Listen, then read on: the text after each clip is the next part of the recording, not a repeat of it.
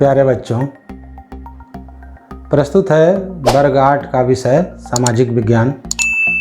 पुस्तक का नाम है सामाजिक एवं राजनीतिक व्यवस्था भाग 3 और पहला अध्याय हम लोग शुरू कर चुके हैं, जिसका नाम है संविधान।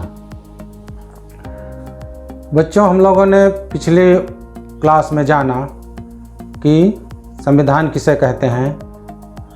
संविधान बनाने की बात हमारे राष्ट्रीय नेताओं के दिमाग में आई कैसे, इसकी विशेषता कौन कौन सी है, और आज के पाठ में हम लोग भारतीय संविधान के आयाम के बारे में जानेंगे।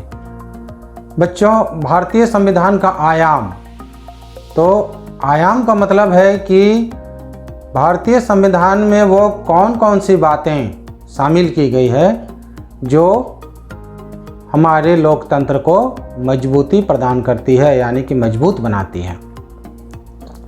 तो बच्चों, आपके पाठ्यपुस्तक में जो आयाम दिए गए हैं उसमें पहला संघवाद है, दूसरा संसदीय शासन पद्धति है, तीसरा स्वतंत्र एवं निष्पक्ष न्यायपालिका है, चौथा मौलिक अधिकार है, पांचवा मौलिक कर्तव्य है, छठा धर्मनिरपेक्षता है, सातवां मानवाधिकार है।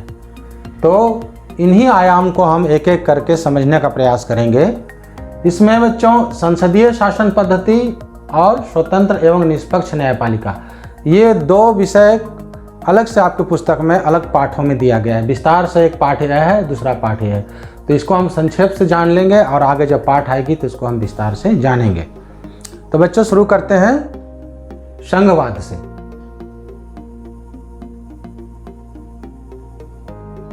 हमारे देश में बच्चों 3 स्तर की सरकारें काम करती हैं। समूचे देश के लिए केंद्र सरकार, अपने अपने राज्यों के लिए राज्य सरकार, और स्थानीय स्तर पर स्थानीय सरकार।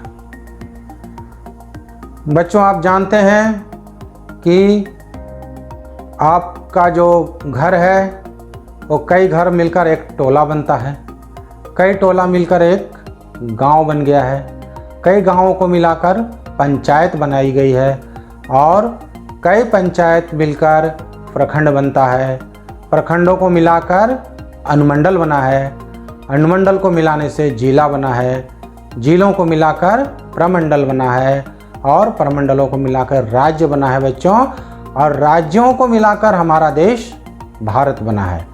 तो हमारे देश में 28 राज्य हैं और 8 केंद्र शासित प्रदेश हैं।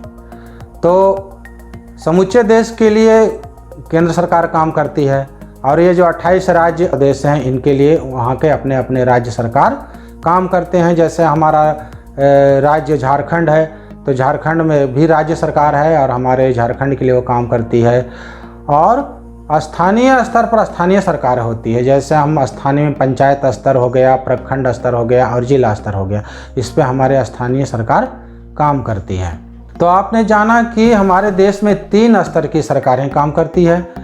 तो भारत में 1 से ज़्यादा स्तर की सरकारें अपने अपने क्षेत्र में संविधान के अनुसार, मतलब संविधान में सबका काम बांटा हुआ है, उसके अनुसार मिलकर देश के विकास के लिए काम करती है। तो ये जो एक साथ मिलकर 3 सरकारें काम करती है, इसे हम लोग संघीय शासन व्यवस्था कहते हैं, या हम इसे ही संघवाद भी कहते हैं। तो बच्चों, अब हम लोग जानेंगे कि 3 स्तर की सरकारें तो होती है, लेकिन कानून बनाने का काम जिससे कि हमारा देश चलता है, वो काम सिर्फ राज्य सरकार और केंद्र सरकार करती है। बच्चों, अब हम जानेंगे कि राज्य सरकार भी कानून बनाती है, केंद्र सरकार भी कानून बनाती है। तो ये जिन विषयों पर कानून बना सकती है, संविधान में उन्हें 3 अलग अलग सूचियों में रखा जाता है। तो देखिए बच्चों, यहाँ पर 3 सूची दिया हुआ है। पहला संघ सूची है, दूसरा राज्य सूची है, और तीसरा समवर्ती सूची है। तो अब इन सूचियों के बारे में समझिए। संघ सूची में ऐसे विषयों को रखा जाता है जिस पर केंद्र सरकार कानून बनाती है। इसमें सुरक्षा, वित्त, संचार जैसे महत्व के विषय होते हैं। राज्य सूची में बच्चों ऐसे विषयों को रखा जाता है जिस पर राज्य सरकार कानून बनाती है और इसमें भूमि का लेखा जोखा, कृषि, पुलिस आदि विषय होते हैं। बच्चों तीसरी सूची है हमारी समवर्ती सूची। समवर्ती सूची में ऐसे विषयों को रखा जाता है जिन पर केंद्र और राज्य दोनों कानून बना सकती है। एक ही विषय पर, जैसे शिक्षा है बच्चों, तो शिक्षा पर केंद्र भी कानून बना सकती है और राज्य भी कानून बना सकती है। कहने का मतलब है कि केंद्र का बना कानून सारे देश में लागू होता है और राज्य जो कानून बनाएगी अपने अपने राज्यों में वो लागू होगा। तो शिक्षा, स्वास्थ्य, पर्यावरण जैसे विषय इसमें आते हैं। बच्चों एक चीज़ और जान लीजिए कि समवर्ती सूची के विषयों पर तो दोनों कानून बनाते हैं। मान लीजिए शिक्षा पर ही एक बात पर केंद्र भी कानून बनाया और राज्य भी कानून बनाया। अब दोनों में मतभेद हो गया। केंद्र बोलता है मैंने जो कानून बनाया उसको लागू कीजिए, राज्य कहता है कि नहीं आपका कानून हम यहाँ नहीं लागू करेंगे, हम अपना कानून बना के इस पे लागू करेंगे। अगर ऐसा मतभेद होता है तो केंद्र द्वारा बनाया गया कानून ही लागू होता है। लेकिन बच्चों केंद्र और राज्य सरकारों में, राज्य सरकार के कानून में अगर राष्ट्रपति का हस्ताक्षर, जिसको बच्चों आप लोग अंग्रेजी में सिग्नेचर कहते हैं, राष्ट्रपति का सिग्नेचर हो चुका है तो वही कानून राज्य में लागू होगा। अब एक और बात है बच्चों कि इतनी सरकारें जो काम करती है, जैसे पहली क्लास में बताया था कि हमारी मूलभूत सुविधा, सड़क, पानी, बिजली, भोजन जैसी सुविधाओं की व्यवस्था सरकार करती है, तो उन्हें संसाधनों की आवश्यकता पड़ती है, रुपये पैसों की आवश्यकता पड़ती है। तो ये संसाधन की व्यवस्था संबंधी नियम भी संविधान में लिखे गए हैं। बच्चों भारत के सभी लोगों को, जिसमें आप लोग भी शामिल हैं, हम भी हैं, चाहे कोई भी भारत का लोग हो, उनको इस संविधान में लिखे गए कानूनों और नीतियों का पालन करना होता है। तो बच्चों आपने संघवाद के बारे में समझा। अब दूसरी आयाम, भारतीय संविधान का दूसरा आयाम है संसदीय शासन पद्धति। बच्चों इसी पुस्तक में एक पूरा पाठ संसदीय शासन पद्धति के बारे में दिया हुआ है। यहाँ हम संक्षेप में समझ लेंगे कि संसदीय शासन पद्धति क्या है। बच्चों हमारे देश में संसदीय शासन पद्धति अपनाया गया है। दो तरह की शासन पद्धति पूरी दुनिया में है। एक तो ये संसदीय शासन पद्धति और दूसरी अध्यक्षीय शासन पद्धति कहलाती है, जिसके बारे में आगे जाके हम लोग समझेंगे। बच्चों लोकतांत्रिक सरकार का बनना, लोकतांत्रिक सरकार मतलब लोगों के द्वारा चलाए जाने वाले सरकार का बनना और सरकार का चलना और देश को चलाना संसद के माध्यम से होता है। बच्चों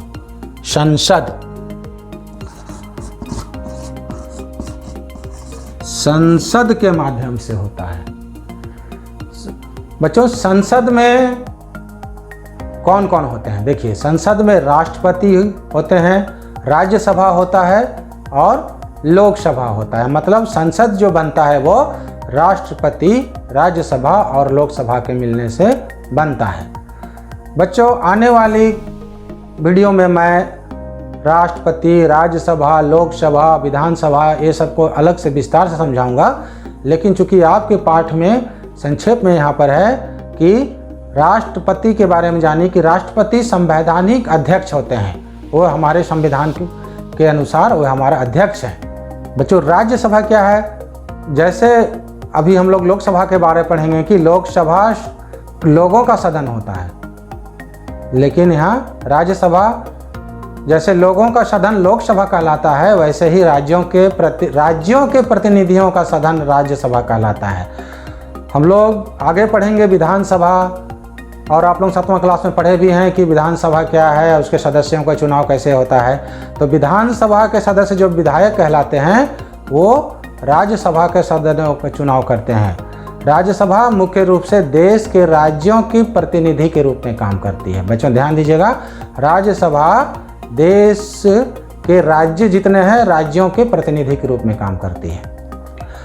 इसके बाद तीसरा है लोकसभा। लोकसभा लोगों के द्वारा चुने गए सदस्यों के द्वारा बनती है, मतलब लोगों द्वारा चुने गए सदस्यों की सभा है लोकसभा। तो बच्चों ये संसदीय शासन प्रणाली को समझने के लिए थोड़ा सा हम लोगों को यहाँ की चुनाव प्रणाली की बोर्ड के बारे में समझना है और लोकसभा का गठन कैसे होता है इसको समझना है।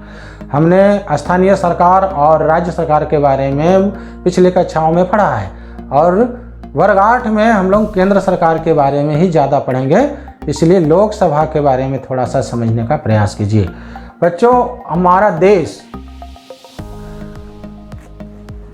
543 लोकसभा क्षेत्रों में बटा हुआ है और 2 लोकसभा सदस्यों का चुनाव राष्ट्रपति करते हैं। तो यहाँ 543 सदस्यों का चुनाव जनता करती है, वोट के द्वारा वोट देकर चुनाव करती है। बच्चों वोट जो होता है वो दलीय आधार पर होता है।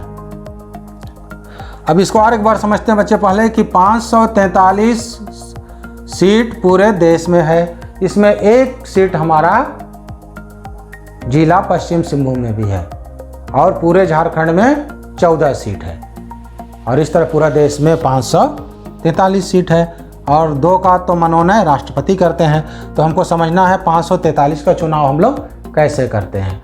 बच्चों आप लोगों ने विद्यालय में बाल संसद का गठन किया, देखा कि हम लोगों ने किस तरह से बाल संसद के लिए वोट करवाया था।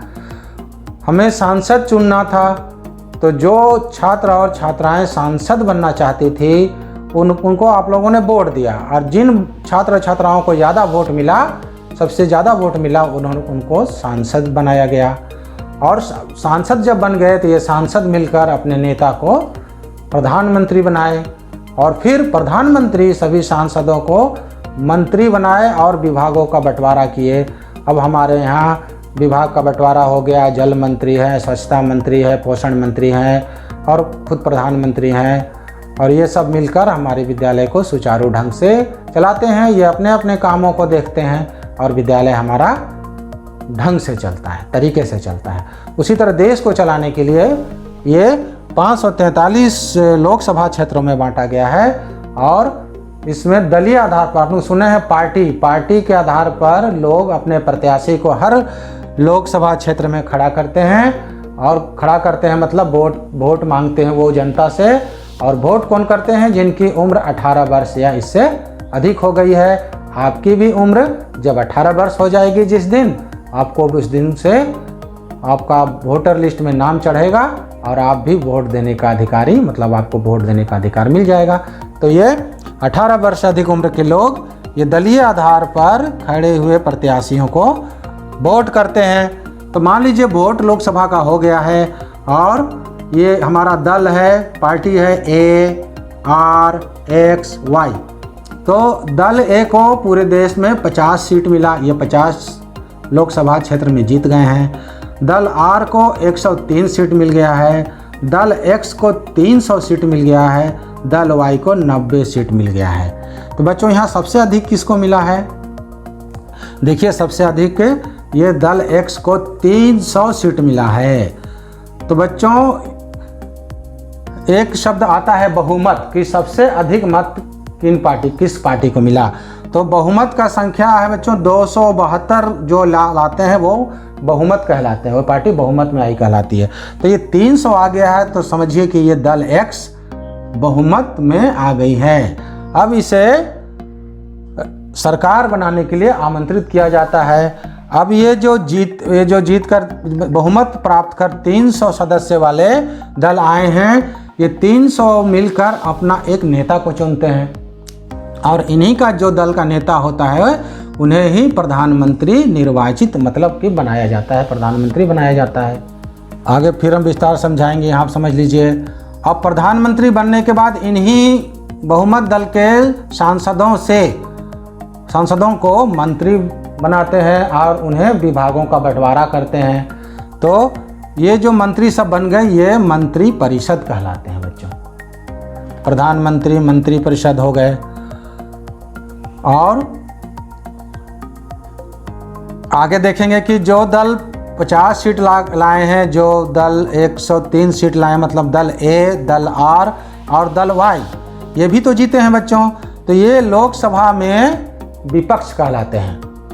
जो ये बहुमत लाए हैं ये पक्ष वाले हो गए, दल एक्स पक्ष हो गए और 3 पार्टियां विपक्ष में बैठती है। इनका भी अहम भूमिका है, आगे हम लोग इसके बारे में जानेंगे।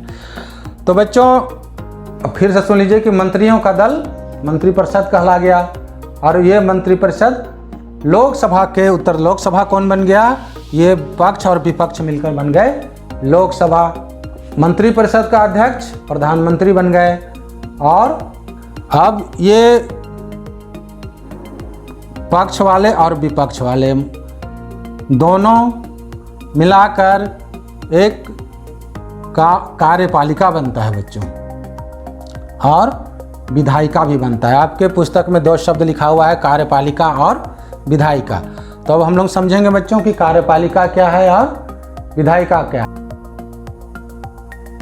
कार्यपालिका में कौन कौन होते हैं पहले देखिए। राष्ट्रपति होते हैं, उपराष्ट्रपति होते हैं, प्रधानमंत्री और उनका मंत्रिपरिषद होता है, एक महान्यायवादी होते हैं और अधिकारी होते हैं। इतने लोग मिलकर कार्यपालिका बनाते हैं। दूसरी है बच्चों विधायिका। विधायिका में भी बच्चों राष्ट्रपति होते हैं और ये प्रधानमंत्री का मंत्रिपरिषद होते हैं और ये विपक्ष के जो सारे दल हैं ये सब शामिल होते हैं। बच्चों विधायिका, जैसे विधायिका का मतलब हो गया विधि, मतलब विधायिका कानून बनाती है। लोकसभा में पक्ष और विपक्ष मिलकर कानून बनाते हैं और इन बने कानूनों को लागू करवाती है कार्यपालिका। इसके बारे में आप बच्चों आगे पाठ है और विस्तार समझानेंगे। बस इतना ही यहाँ पर समझिए कि सरकार, कार्यपालिका और विधायिका, और एक है न्यायपालिका।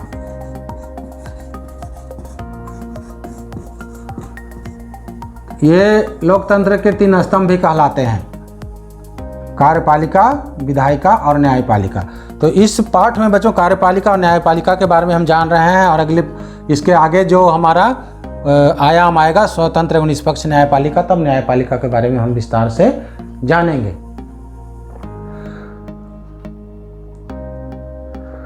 तो बच्चों आपने यहाँ पर क्या क्या समझा कि भारतीय संविधान के निम्नलिखित 7 आयाम है, जिसमें हमने संघवाद को समझा कि 3 स्तर की सरकारें यहाँ काम करती है और आपस में मिलकर काम करती है, इसलिए हम इसे संघवाद कहते हैं। और संसदीय शासन व्यवस्था को समझने का प्रयास किया।